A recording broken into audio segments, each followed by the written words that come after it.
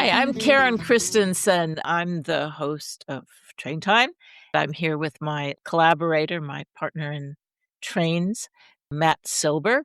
And this is really just our happy hour catch up.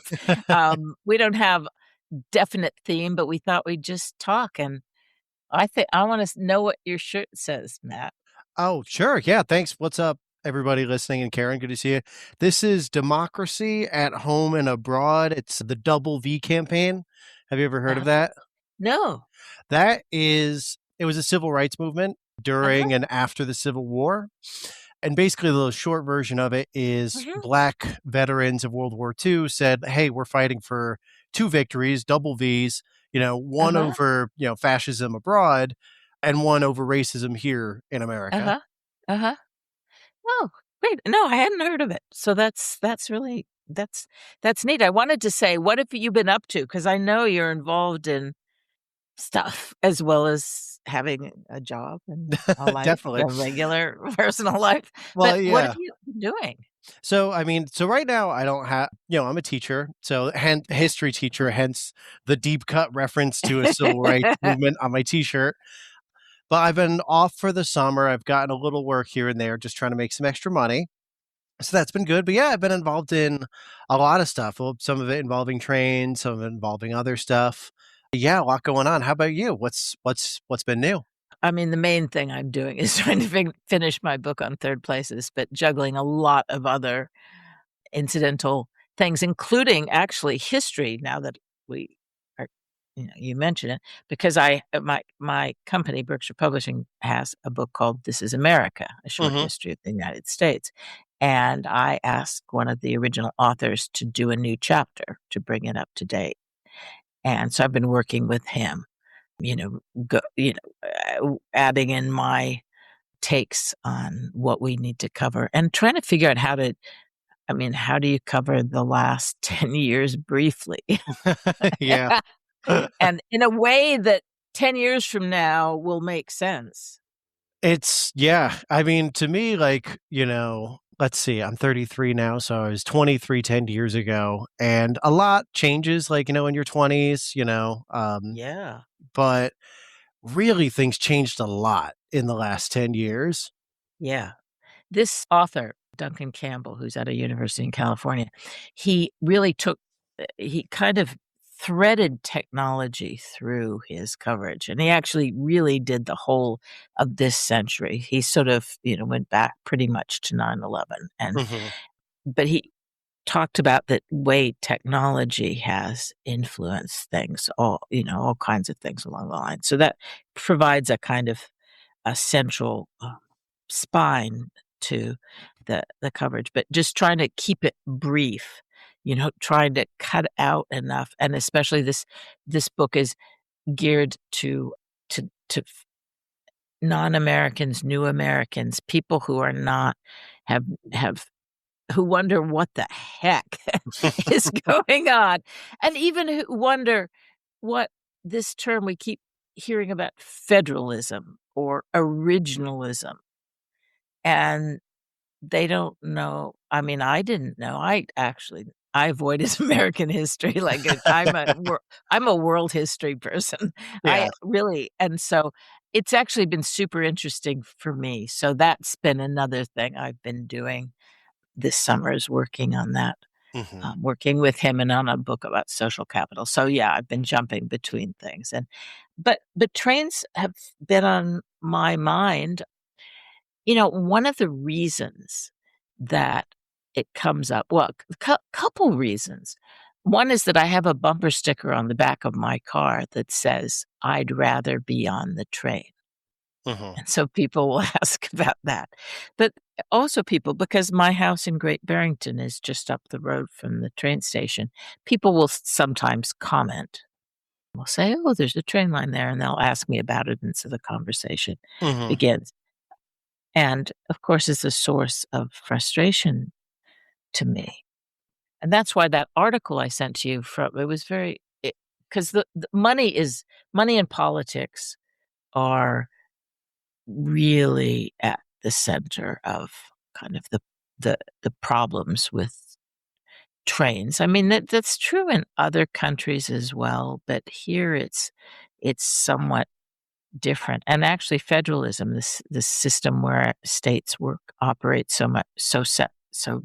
separately, Mhm. is a problem. I mean, you're in Connecticut, and we're in Massachusetts, and honestly, getting states to work together Yeah. is super hard. It's such a challenge. I mean, especially when, like, we, we have, like, some, like, what's kinda legacy systems, here where I am, where I and, I everybody makes fun of me. I'd rather be riding the train all the time. So I use it even when I'm always looking for excuses to be like, "Hey guys, what if we take the train to each other?" And and people laugh about it, but it's true. I would always rather be doing it for a lot of reasons. It's better for the environment. There's just something about that, like, third space we've been talking about in the past. When you get on, you see, like, this little insight into people's lives and their relationships and what they're up to, and, people coming back from a long shift and, reading their books, and kids going into New York to have fun. But anyway, I digress. We have these legacy systems that operate relatively well, as interstate systems, but they've just been around for a while, and they've kind of been cobbled together. And the examples I think of are, like, Metro North serving the New York City area works pretty much hand in hand with Connecticut Department of Transit, New Jersey Transit, to have this tri-state metro system centered on New York City. Basically, the system more or less gets Yes. riders Yes. into New York City and out, and that's kind of it. There's, like, if you live along it like I do, I you can take it from Norwalk to New Haven, or from New Haven to Stamford if you so choose, but that's not really what it's for exactly. I do have Uh-huh. something similar in Massachusetts with the MBTA, right? Yes. Where, Yeah. like, it's out of Boston, but it collaborates with, I know, Rhode Island, and I think New Hampshire too. Yeah, a So little bit. Yeah. so you have these systems that work between states, but as you said, like, with the federal system, it's difficult for states to collaborate in terms of long-term planning, which is, I think, really Yes. a big area of Right. Yeah. shortcoming. Yeah. They're so short-sighted, Mhm. and one of the things, we read endlessly about innovation and America's, innovation, especially because of with AI and the, competition and all. And I Mhm. think, boy, there's just like no innovative thinking in the transportation world at all. People are so stuck on the just doing this is the way we've always done it. Mhm. And so I was one of the things, and that the New York Times had an article about how federal funds are not being released and not being new grants are not being made for public transportation. But I was going through that looking for tidbits that might be interesting. One of them being the suggestion that funds would be available for Penn Station only if it was renamed for the current president. Mhm. But a more positive note, a kind of really intriguing note, was that the MTA has actually, after building the most expensive mile of subway track that has ever happened, this Second Avenue subway, they've actually brought in a project under budget and on not just on time, but way ahead of schedule. Mhm. And I'll tell you, it's kind of like Ukraine's drones. Mm. Right. They've actually done it differently. They used different technology, and it was cheaper and it was faster, Mhm. Right. and boy, we do not see enough of that kind of thing.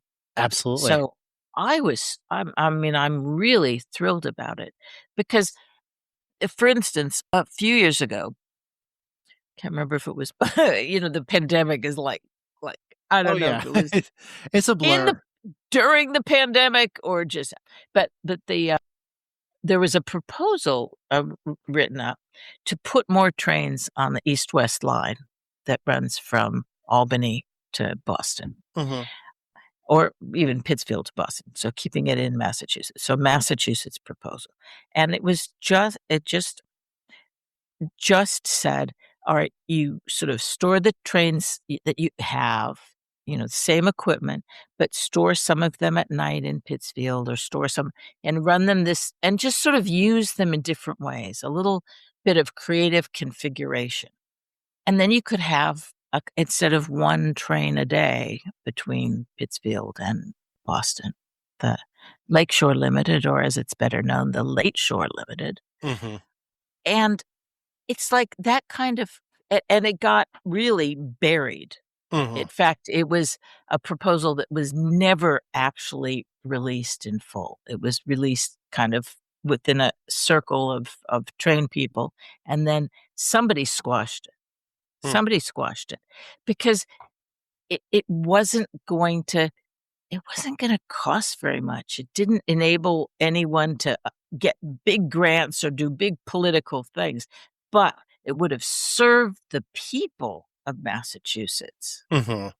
But would it have given glory to anyone? It ought to. Right. That kind of thing ought to give glory to someone, Right. but it's not the way we operate. Right. Of course. And I wanna just, like, touch on that really quickly because you asked me what I've been up to recently, Yeah. and the way you mentioned, like, these drones in Ukraine, bringing trains in actually under budget, new technologies, new ideas, new ways of thinking approaching these problems.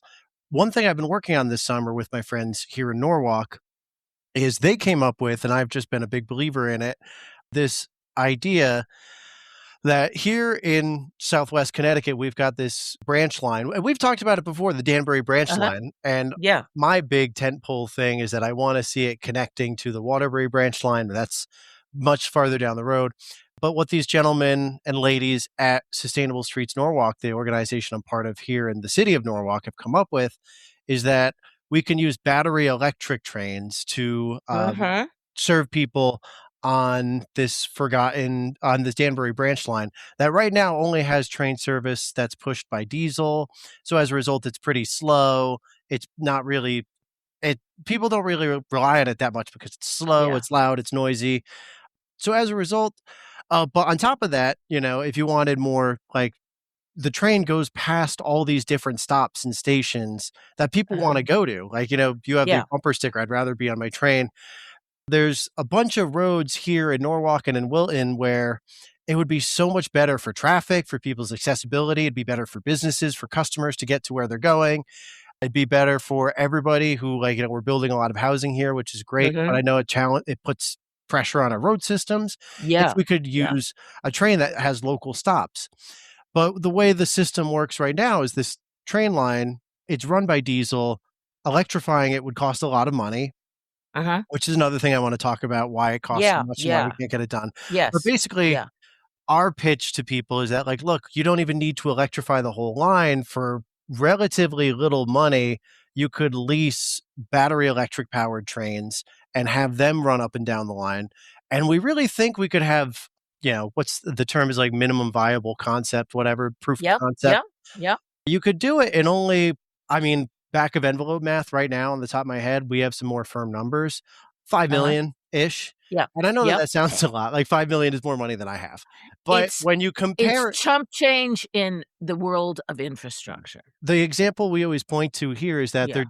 they're refixing a highway interchange here in Norwalk, and that's 175,000,000, you know? So when we're talking about getting battery electric powered trains running for 5,000,000, that's not a Yeah. lot. Have you Um, guys looked at particular trains? yeah, I mean, I think we've talked about this before. Some folks from Pop Up Metro, they've got Right. some designs and Yes. stuff like that. Yes. And what we're Yeah. trying to do right now is we're just trying to get buy-in. So we've been Yeah. speaking to like business leaders in the community, developers, basically people who we can like point to and say like, "Hey, these folks are interested in it," and then trying to move Connecticut Department of Transportation because they own the tracks. They're the ones who would have Yeah. to actually, allow this move forward. But yeah, I mean, it's just a different way of approaching a problem that Yeah. the Connecticut Department of Transportation studied this like 5, 10 years ago or whatever. And they basically like they studied putting in another stop on this line. They were like, Yeah. it would be too expensive and not worth it because it would slow the whole train down. And like most people are just using it to get to New York, and that's fine. but it's like there's a self-limiting Yes. belief, you know? Yes. And I think Yeah. that's Yeah. Yeah. Not yeah. at all. It's these departments are incredibly sluggish. I don't know that it's every individual, but there's some sort of group think that goes on.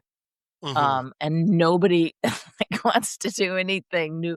It definitely does not have the tech startup kind of attitude. I'm kind of down on that in some ways because that can go in some scary directions. Of course, But if yeah. if one if one could apply that to the transportation problem, Mhm. it would be a really good thing because this old way of thinking where honestly, I swear they just pull out plans from the 1970s and, like, think they're gonna do things the same way. Mhm. It's it and they n and never think that things are can change. And we live in a world of such enormous change and with such enormous challenges, and American rail people just seem to plod on like so that's frustrating. I'm actually gonna talk to the people someone from Olson tomorrow, not the person I originally was gonna talk we were gonna talk to, about climate, although I think we'll talk about climate. But I think actually talking to some of the people who are in the business of rail Mhm. could be interesting because I would think that, the business leaders are perhaps a bit thinking ahead a bit more about and thinking more perhaps more effectively about technology and some Mhm. of these new things. I'm so interested to see that MTA use these new some kind of, you know, specialized cranes to create their bridge pieces and then drop them in at night when no one's using the trains. I mean, it totally makes sense, but it's not the way things were done in 1945. So, Mhm. I mean, wow, it's a dramatic. Definitely, and I Um, think, like, it's exciting, and I want one thing that yeah, I completely agree with you. It'd be like, I'm excited by seeing things done. So, like, right here next to my building, they've been working on adding to the tracks right here on the Metro North line, and like it's been like under construction, but progress has been pretty slow. And I came home the other night from seeing a Shakespeare in the Park performance with some friends, which I uh-huh, think you would get a kick out of, very Third Spacey uh-huh. kind of thing. But I'm coming back and I see guys at night working on it, and like it's moving, and like I can see it growing and changing and getting closer to finish, and it's like that's so exciting. It is exciting to see stuff like that happen, you know? It it it really is. I remember when they were doing the work, and it was Mass DOT was ordering it, but the work on the line here, the Berkshire line that's been upgraded from Pittsfield to the Connecticut border, Mhm. and they were working on it just down the street, and I went down to talk to them one day, and and then I have another friend who was conveying knew someone who was in charge or had some management responsibility. I mean, the people doing the work, very professional and responsible, and they did it at a cost that was vastly lower, roughly $1 million a mile for this Mhm. full upgrade, where one of not your, but one of Connecticut's state reps, whose name, fortunately, I cannot remember, was shaking his head to someone, working, proposing that the Berkshire line be reopened. It's, "Oh, no, it would be way too expensive, $8 million a mile." Mhm. Just out of 'cause somebody presumably had said this. I mean, so they just waved numbers to say it's impossible. But what my impression from the actual I don't know if you call them engineers, but the people who actually do the work and who manage them, who actually go in and make it happen. They seem to be very practical people who were not trying to inflate numbers, who were Mhm. really, really focused on doing the work well and doing the work as quickly as they could. Right. I know I was really impressed by them, Mhm. actually. And they were f but they were f come flown in from all over the country. They Mhm. weren't the employees of the state.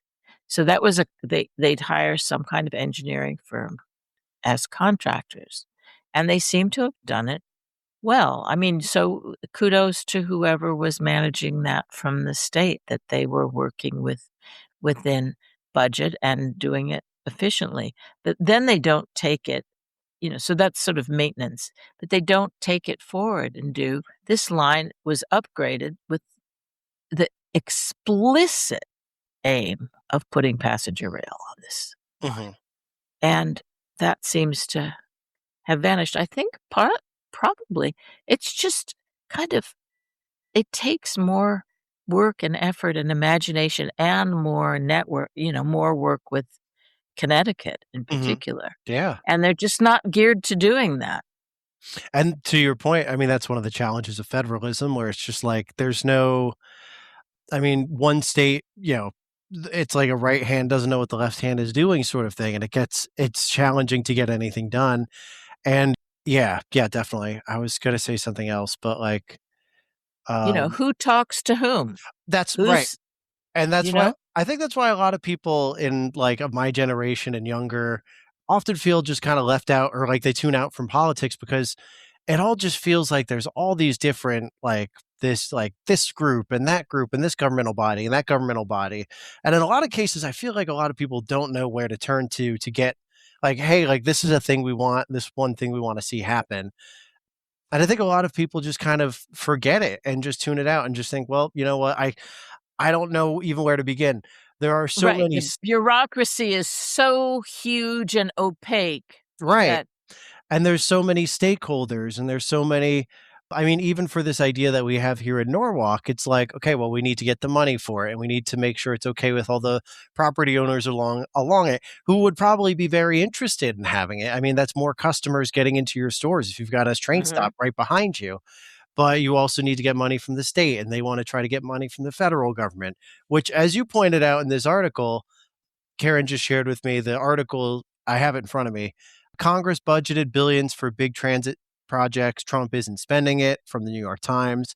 Essentially, the federal administration is just choosing or, is not refusing to send out grants for transit funding. They're just holding on to them. And And they're not making new ones, and interesting, the 2 that were mentioned, the 2 no, 3 projects mentioned, one in Massachusetts, the MBTA, the black hole of transit dollars, and then something in California, I can't remember which project, and then Utah, poor Utah. right, You'd think they'd at least be nice to Utah, but right. apparently not. Well, that's the thing. It's like it's so going back to the old ways or like what we were talking about before, how a lot of people want to do things the old ways. Yeah, there's definitely I mean, look, I can just say it, I'm not asking for this funding. That's one thing the article says. People like local and state governments and authorities who want this money weren't comfortable talking to the New York Times about it because they Yes. said, Mhm. they said, they say the wrong thing, and you never know. Somebody might blow up on you on Truth Social, and all of a sudden you're never Yes. getting the money you need. So, Yes. but since I'm Yes. not seeking that At money out, but right, at train time, we do not hold back. we can We say what we say want. what we think. And I think this is part of my language bullshit because it's just Yeah. it's a mindset thing that I think I don't understand. I think it's that transit is woke, it's liberal, and I'm a liberal. I don't know if I'm woke or not, but I Which know that is transit is good for the environment and I like it. and And I think the but people in the federal red and blue counties and states come together about trains. It's actually one of the few things that you can get people on who are of politically different mindsets Mhm. to agree on. It's actually remarkable. Although I was sorry to read in that article that apparently the project 2025 was negative about public transit. Now, the funny thing about that is it wasn't negative in the way the Koch brothers have been the conservative billionaire, secretive billionaire funders of Mhm. conservative causes have been anti public transit for years and years. They have put money into anti public transit projects, It's some Oh, yeah, go ahead. campaigns. Yeah. But the argument that the New York Times quoted about from Project 2025 was to say that the problem was that it wasn't saying cars are better and fossil fuels are better. It was saying, but there's all these modern things, ride shares and e-bikes and stuff. And I thought, who knew that that's what they were in favor of, modern things? Right. But the thing is, and I read that too, and I have this here. Um, E-bikes? yeah, they're saying like, these projects that rely on fixed infrastructure are not as relevant in a world with rideshare apps, e-bikes, bike share systems, electric scooters. And I'm like, okay, I'm down with all that stuff, but I think those It's things work so way weird. better. Those things work way better with a train, right? Like if you Right. can take the train to your destination, then hop on your little e-scooter, it's all it like it's Isn't that synergistic. the It goes well weirdest together. thing to see? I mean, I was really, like, taken with that. The one of the best things I've seen about the benefits of trains and bus systems, like, in recent days, has been the thing saying that a good train line or a bus line is like a sidewalk. You don't have to think about it. It's Right. just there. People say, "Oh, fixed infrastructure." But that's what's great. Fixed infrastructure makes life easier Mhm. because you don't have to be pressing apps and worrying.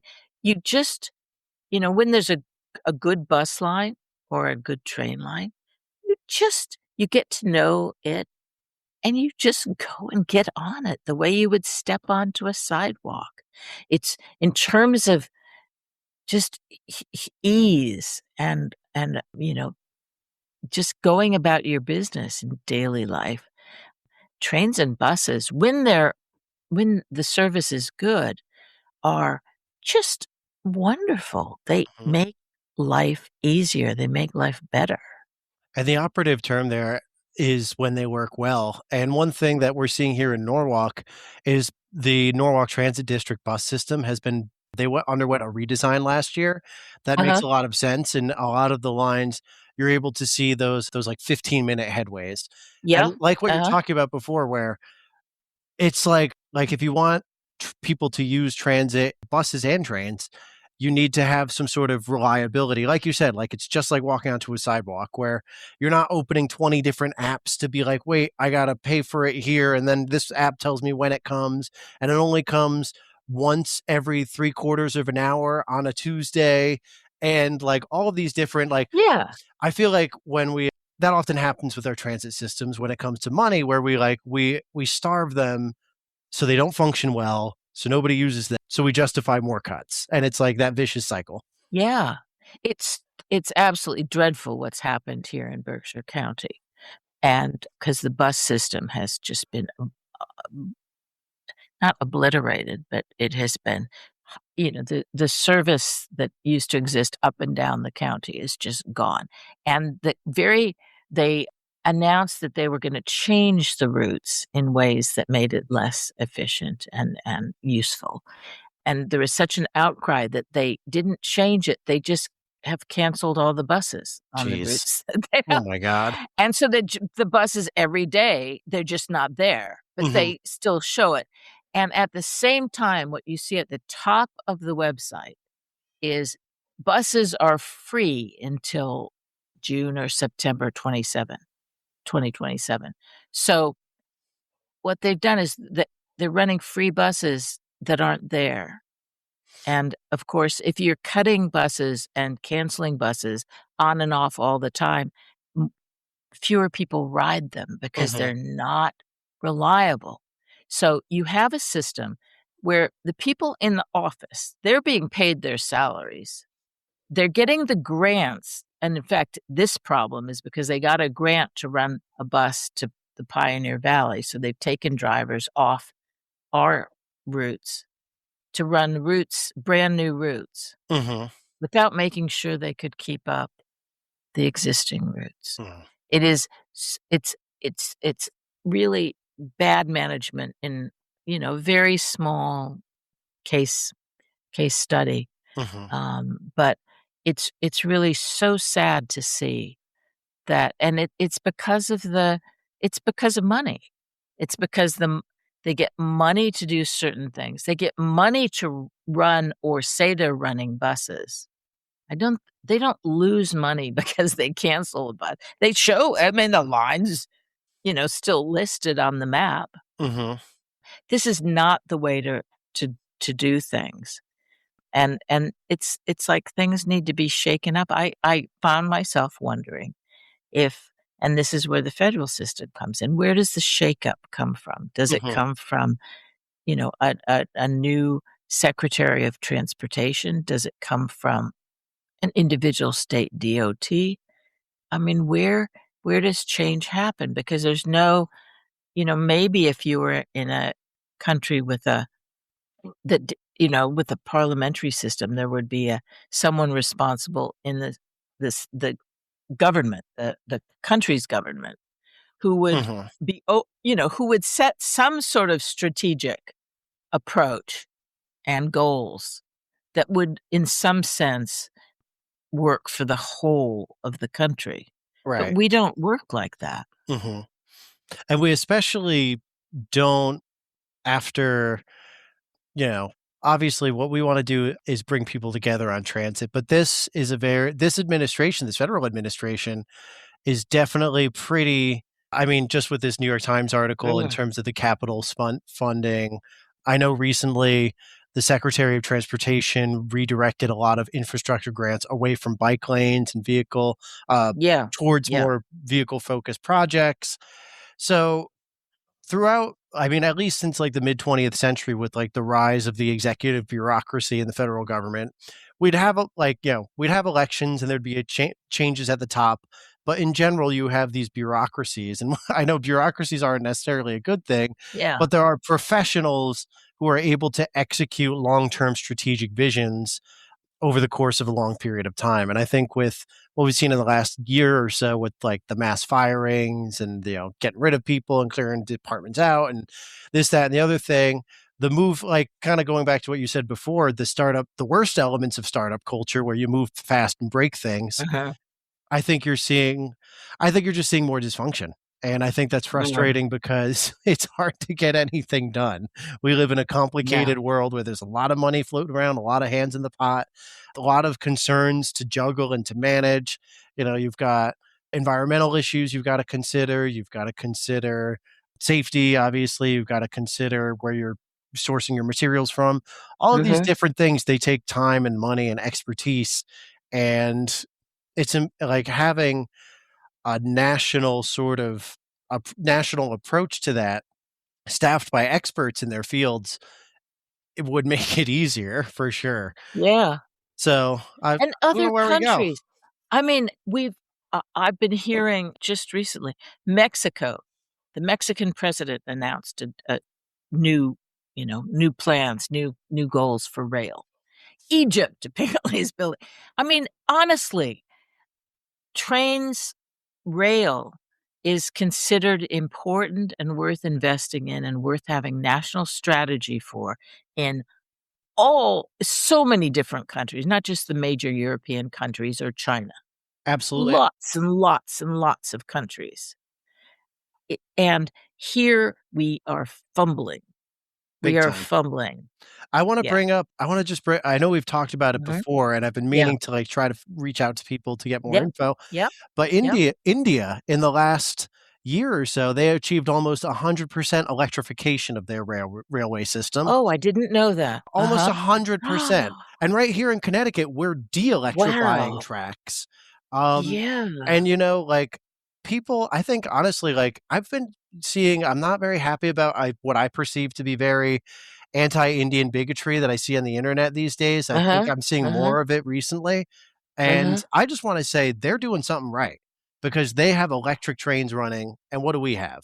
You know, Wow. you know, Yeah. and going back to your point, it's not just like, you point to really wealthy Western nations. Uh, Yeah, India is crushing us when it comes to electrifying their trains. Oh, I knew that trains were very important there, but I mean, that's actually worth really digging into because electrification is really important. And yet, everything I've heard about the costs of actually properly electrifying lines. But see, so often we're told, "Oh, you can't do that. It's just too expensive. It's just Right. not possible." I mean, how many times have you, "That's not possible. That's not possible. Oh, no, can't do that." I Mhm. mean, it's almost like the the first thing out of their mouths is, y "Oh, we can't do that.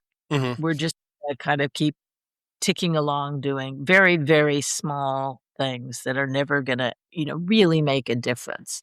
Yeah. I Yeah. think, like, thank you for saying that, and, like, I think you're seeing that a lot today across the country. You see it, I mean, there's just a movement in every party, but I think especially among Democrats, you're seeing a lot more of, like, we don't wanna hear reasons why we can't anymore. Like, I'm tired me personally, I'm tired of hearing why we can't add a new train, we can't electrify, we can't do this, we can't do that. Like, let's figure it out. Let's do something, Yeah. please, because we can't just keep doing nothing, you know? Yeah, Like, and we do spend a lot of money. right. This is actually a wealthy country, but it's not just that we're a wealthy country. We actually do spend a lot of money. I think we don't spend it well. No. Yeah. I mean, Um, I think that's yeah. Things are very expensive here. So, I mean, when people say, "Well, yeah. we can't because we can't afford it," I understand there's some logic there, but yeah, going back to what we were talking about at the beginning with this highway interchange costing $175,000,000, I think we've just seen that costs pile on in the last 50 or so years to the point where we have to start figuring out new ways of doing something or we're not gonna do anything. And look to other countries because Italy, France, Spain have done train projects absolutely comparable to ours for like a tenth of the price. And those are not cheap countries. Those are countries with, strong unions, Right. and, that's and yet we end up spending much more. But there was a I wrote about this a long time ago, the, what's it called? It's one of the government departments. One of the government departments wanted a study done on train costs, and they got a report that said, but we couldn't bring in information from Spain and I can't remember if Italy or France because their documents were written in Spanish and Italian, and Like, all the money we have to spend on anything, you can't find one translator who speaks Spanish, hey? Like, So so we can't do comparative research because of the language barrier. well, Um, I guess we'll just never do anything written, from a foreign country ever again. unless they speak English. So, Right, that's anyway, so silly. perhaps this is one advantage of the improved translation tools that we have now, and we could perhaps get some more comparative information. And actually, there have been some signs of people, now I can't remember. It seems like there was some consulting being done with another Mhm, country somewhere. Occasionally one sees there's a little glimmer of light, but mhm. that is the kind of thing we need to see more. Yeah, It's not that America is the only country that fumbles. Britain has fumbled considerably with their high-speed rail they have. project. They have to. Yeah, and I think, like, kinda going back to one thing I think you see in common with the United States and what you see with Britain, with their high-speed rail challenges is I think we've talked about it before, it's just like the concept of sort of everything bagel liberalism where we tack on all these requirements in terms of sourcing the materials. We really make sure we're going above and beyond in terms of taking people's perspectives on it. There's a lot, there's a land use sort of structure that really favors homeowners who might possibly be affected might have a position on it. And I'm not saying people shouldn't be considered, of course, but I am saying that sometimes we kind of over consider, we have kind of a veto-ocracy when it comes to getting stuff Yeah. done, Yeah. right? Yeah. Where it's a lot easier to say for an interest group to say no to something than it is for a project to get done, you know? Yeah. Yeah. So definitely some changes to be made. And these, I always say the low hanging fruit is these smaller projects like the ones you're talking about. Because one of the problems with these vast projects is they take so long, people don't see the results. And we Mhm. want projects where people like just reopening the train line to New Orleans, where then all of a sudden there's all these people filling up the trains. Mhm. And that's the kind of thing we need to see and see a lot of, because those are the things that both for individuals who say, wow, this is pretty nice, but that, politicians too say, people seem to like this. This actually can happen. Right, and it's not like you're gonna lose a lot of political capital in making this if you can do it quickly Right. and efficiently and people like, you say you get elected, and then 2 years later, you've got this new train system Yeah. up and running, you can say, "I Yeah. did that," you know? Instead Yeah. of I think one of the Oh, things that 20 years from now, Right, I think one of the things that which is they're still talking about Right, for East West Rail. right, 20 yeah. years. Oh, only 20 years. He I was reading an article here in Connecticut where they're making some track upgrades, hopefully to get the Connecticut New Haven line moving faster.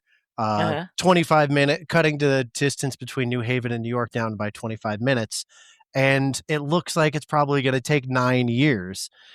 So, it's kinda like, "Great, I guess And when I'm any normal human 45." being just says, "Who cares?" I mean, Yeah. it's just, you really can't. I mean, we shouldn't operate like that. Mhm. It's just it's kind of outside the scope of the way human minds work.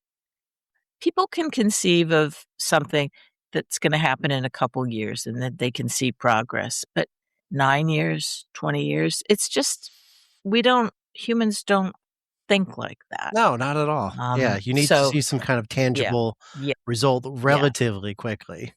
yeah.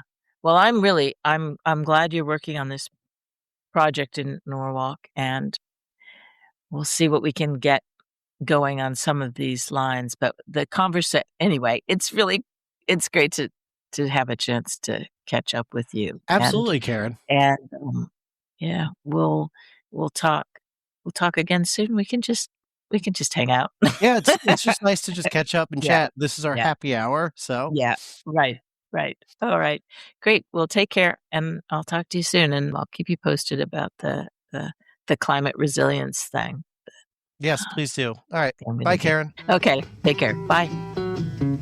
Thanks for joining me at Train Time. Don't forget to subscribe. Send me your suggestions for future shows and visit our YouTube channel, Train Campaign.